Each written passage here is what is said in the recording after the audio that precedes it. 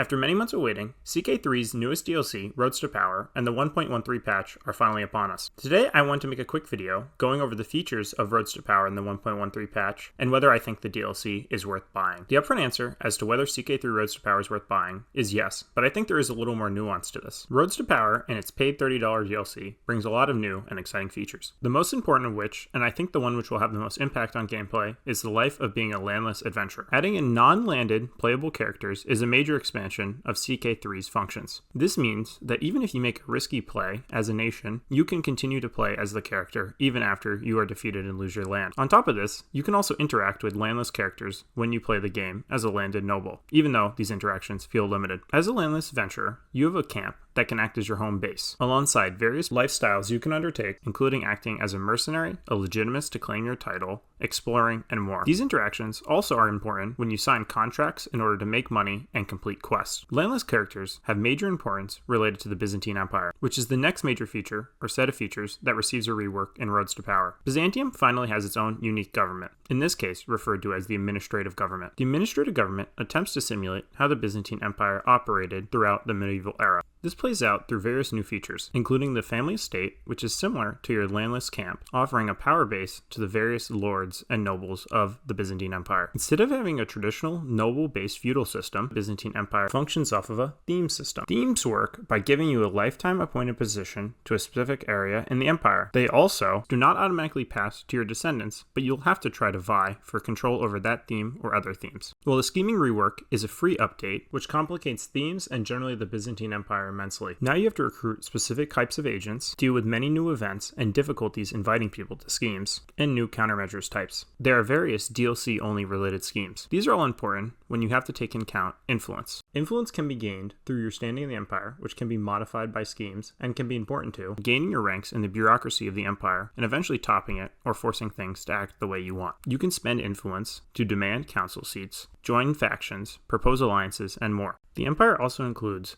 imperial troops. These are highly skilled men-at-arms tied to your specific governorship or theme. Influence can be used to borrow troops, and when you play this right, it can be a very fun gameplay mechanic. There is also various flavor-related updates to the Byzantine Empire, including many new events. There are some major features coming in with the free update. These include the previously mentioned scheme update, new vassal directives, which help you tell vassals how to act specifically, choosing a new destiny, which allows you to pick different characters from your dynasty, and if you have the DLC, landless characters from your dynasty, but most importantly, the new start date, 1178. This new start date brings us closer to various new and fun events, such as the Fourth Crusade, the Mongol invasions of Europe, and more. That being said, some things aren't really balanced in this new 1178 update, and economies can get out of whack. That, however, is not really a DLC issue, and more a base game update issue. There are a lot of smaller features to be looked at, which I didn't talk about, such as the new Byzantine throne room, lots of new great art, O-Emperor mechanics, and many more fun features that you'll see while playing the DLC. I do think it is possible to play CK3 without this DLC, but you'll be missing out on a significant chunk of the game related to landless adventurers, including your game ending if you become landless, and the Byzantine Empire will not be nearly as interesting to play, which I do think will add a lot of hours to your playtime and will likely be worth the cost. On the note of cost, this DLC costs $30, at least in the US, without a bundle. However, I do think all its features and quality of life improvements will make up for all that money. So if you do like CK3 and you think you'll be interested in playing it more, or you have a lot of hours, I do think Roads to Power is worth it. If you're a newer player or looking to save some money, you can continue to play CK3 with the new update and enjoy the new start date. However, you will be missing out on some major features included in the DLC. If cost isn't an issue,